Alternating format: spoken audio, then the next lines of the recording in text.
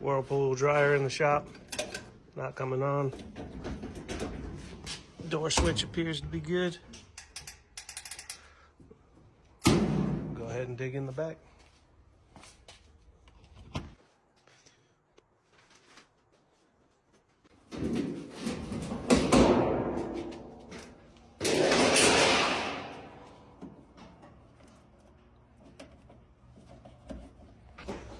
Okay, got a meter on continuity.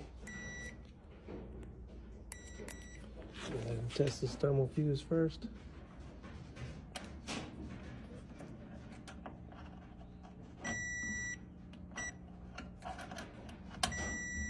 Okay, that's good. Let's go ahead and check this guy just in case.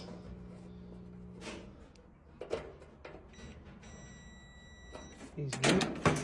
We'll go ahead and check the start switch. Test the start switch the same way.